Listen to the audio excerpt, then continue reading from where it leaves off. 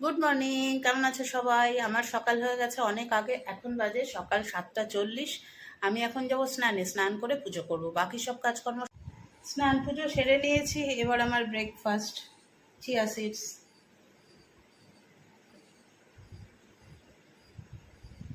অনেকক্ষণ পেটটা বেশ ভর্তি থাকে।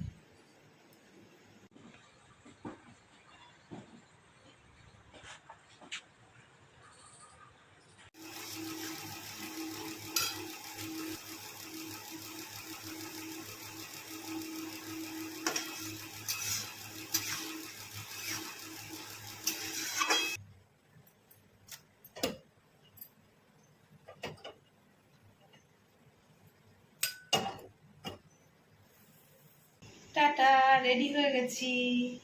চলো এবার যাই, পরে আবার কথা হবে তোমাদের সাথে, কেমন?